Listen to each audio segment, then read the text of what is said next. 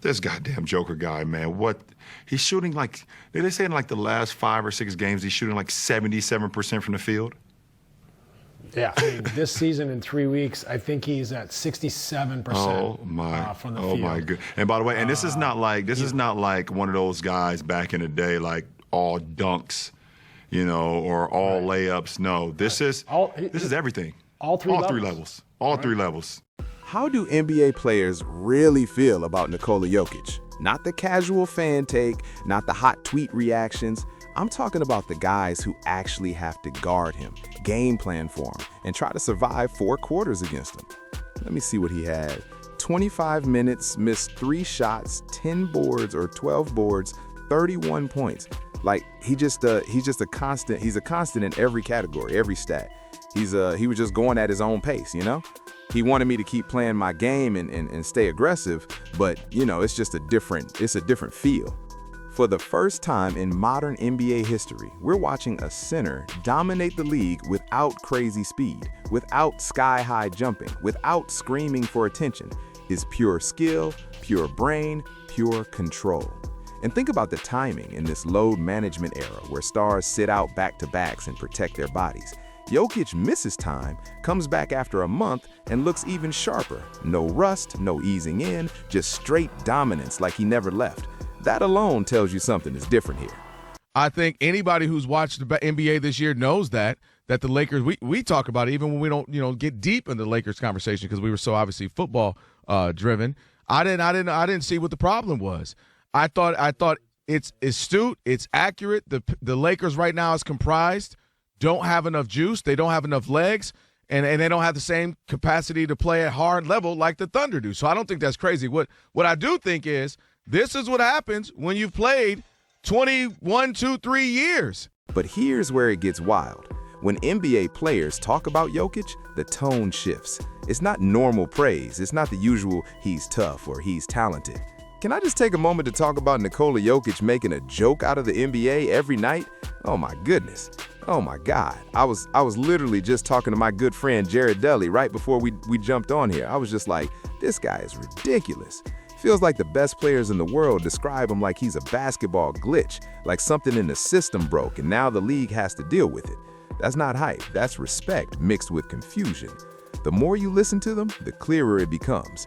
Nikola Jokic isn't just beating teams, he's scrambling defensive logic. He's forcing elite defenders to second-guess themselves. You guard the pass, he scores. You guard the shot, he threads a no-look dime through traffic. You double him, he smiles and picks you apart. It's like playing chess against someone who sees 3 moves ahead while you're still thinking about the first one. Now, the numbers sound fake if you don't really follow the stats, but they're real. Since the 2019 to 2020 season, Jackie Jokic behind the back rolling into the lane, Jokic has led the entire NBA in cumulative points, rebounds, assists, and steals. Not just centers, not just big men, everybody, guards, wings, superstars, all of them. That is absurd when you really sit with it. And somehow, there's still another level.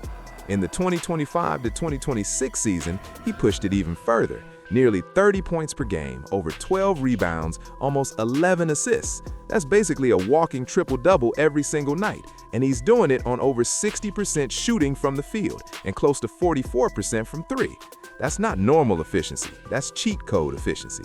Some of this stuff doesn't even make sense in a video game. Nikola Jokic leads all players in total assists all the way back since 2020. The Joker's averaging an NBA best 11.1 assists per game this season. That's on pace to set a career high for a second consecutive year. He's also the leader in total points scored since 2020. He's on pace to set a career high in points per game for a second straight season. LeBron has called him one of the smartest players ever. Nash has praised the way he controls tempo like a maestro. When Hall of Fame minds start sounding amazed, you know something special is happening. And here's the scary part. Jokic doesn't play angry. He doesn't chase highlights. He doesn't even look like he's trying to dominate. He just reads the floor, reacts, and suddenly your team is down 15 and you don't even know how it happened. That's a different type of power. Nikola Jokic, bro. Oh my God, he might be the best basketball player I've ever seen, like close up, besides myself. Defenders admit it's frustrating. Coaches admit it's exhausting. Analysts admit it breaks traditional categories. Is he a center, a point guard, a forward? The truth is, he's all of it at once. He bends the position rules until they don't even matter anymore. So when players call him a glitch, they're not joking, they're being honest. He doesn't fit the blueprint, he rewrote it. And by the end of this breakdown, you'll see exactly why the league's biggest names speak about Nikola Jokic with that mix of admiration and disbelief. And if you're rocking with deep NBA breakdowns like this, make sure you subscribe, because this story is only getting crazier. Let's really think about this for a second. Obviously, it's a very unique style of basketball. His vision is amazing. I mean, he's an amazing playmaker. He's the type of guy that, like, if you mess up with defensive coverage, he's gonna find it and expose it. There's not many times you can make a mistake and him not figure that out. How does a player drafted 41st overall, slow by NBA standards, barely jumping over a phone book, end up with the highest player efficiency rating in NBA history, the highest box plus minus ever recorded? And he's doing it while carrying one of the heaviest offensive loads on his position. That's not supposed to happen. Second-round picks are role players, energy guys, bench pieces. Nikola Jokic flipped that entire script upside down. This is why NBA players don't just respect him, they're confused by him. And trust me, it gets even crazier. Because it's not just that Jokic scores, it's how he scores and where those shots come from. This goddamn Joker guy, man, he's shooting like, they say in like the last 5 or 6 games, he's shooting like 77% from the field. Yeah, this season in 3 weeks, I think he's at 67% from the field. Oh my goodness. And by the way, and this is not like one of those guys back in the day, like all dunks, or all layups. No, this is everything, all 3. This man is not living off dunks. He's not padding stats off easy rim runs. He's not just catching lobs and cleaning up garbage buckets. He's cooking defenders with soft touch hooks, 1-foot floaters, slow motion step back threes, off balance fadeaways that look like they shouldn't even reach the rim. And somehow they always drop. He'll back you down at his own pace, pause, fake, pivot twice, and then flick the ball up like he's tossing it into a laundry basket. No rush, no panic, just control. That's what makes defenders lose their minds. And here's the twist that really throws people off. The most confusing part for many players isn't even what Jokic does on the court. It's how little he seems to care about the spotlight once the buzzer sounds. No dramatic celebrations, no social media campaigns, no desperate push to be the face of the league. Never seen anything like him. Just the way it's just weird. Like, he's just a weird dude. He'll just, before the game, he's on his little phone playing games. I think he's starting to take his health more serious. But like before that, I heard after the season, he just goes back, drinks beer, rides horses, and then tries to get in shape a couple weeks before the season starts. He just naturally, when the game ends, he looks like a guy who just clocked out of a normal job. Calm, relaxed, ready to go home. That might sound small, but it explains something big. Globally, Jokic isn't always marketed as the face of the league, even with numbers that look completely unreal. He dominates, then disappears into the background. That doesn't fit the typical superstar blueprint. You've heard analysts like Nick Wright admit they were late to fully recognize how good Jokic really is. But players, they don't get to be late. They feel it in real time. How much do you think that plays an impact on how we connect to people like a Jokic, or how young people might connect to a dude like Ja, who feels more familiar to him? I think that's true. That's what happened. But I think that Jokic, if you look at him, he don't want any of the recognition. He don't want any of the accolades. He don't want any of that.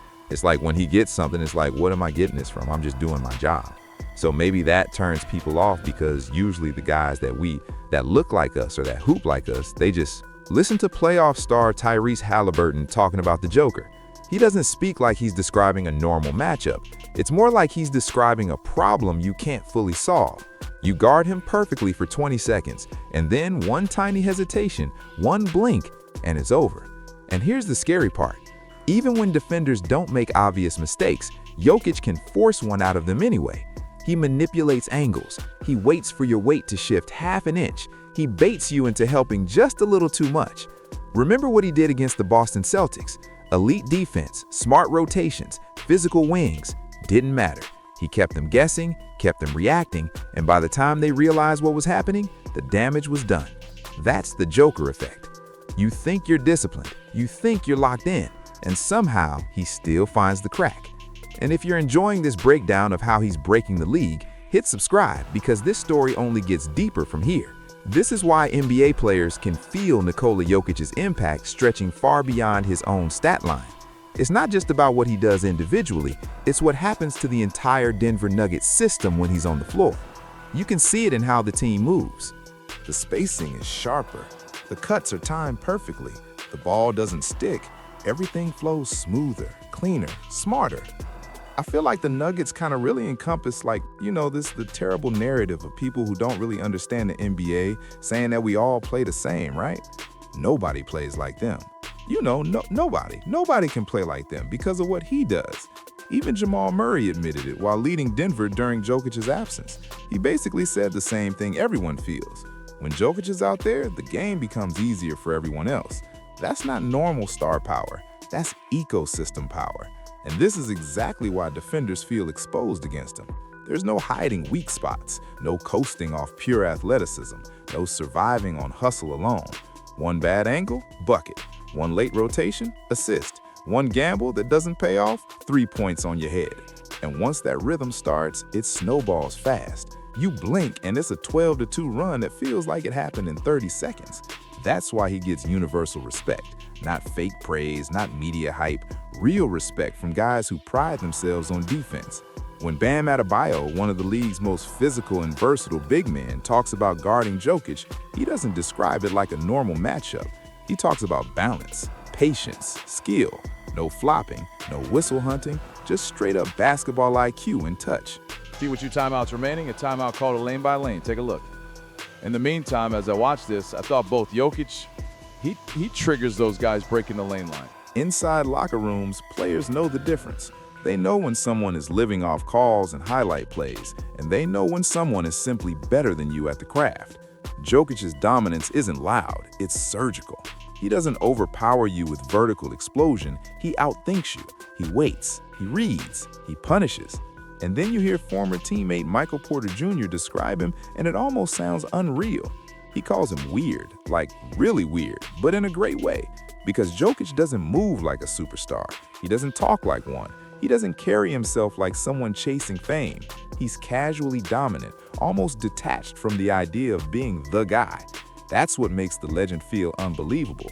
Teammates say he'll drop 35, 15, and 12 like it's just another Tuesday, then go back to being the quietest guy in the room.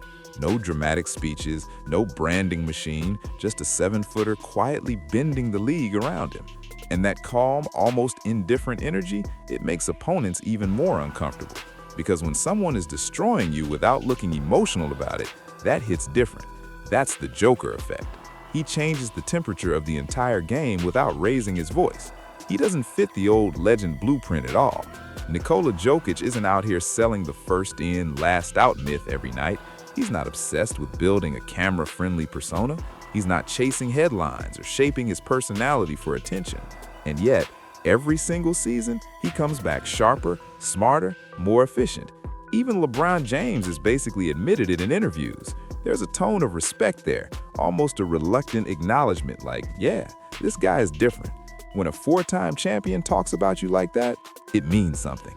When NBA players talk about Jokic, they're not just listing stats or trophies. They're reacting to something that challenges their basketball instincts. He dominates without blazing speed. He overwhelms without elite vertical athleticism. He controls games without demanding the spotlight. That's what messes with people's expectations. Greatness usually looks explosive, loud, flashy. Jokic looks calm, methodical, almost casual, but the impact is undeniable. His brilliance forces respect because you can't argue with it. The scoreboard doesn't lie. The advanced metrics don't lie. The playoff runs don't lie. Right now, Jokic has stacked up the resume to at least enter the top 10 all-time conversation. The numbers back it, the MVPs back it, the consistency backs it. But let's be real, we all know how this works. Without another championship, some people won't move him into that inner circle. That's just how legacy debates go. So here's the big question. Is this the year Denver gets that second title?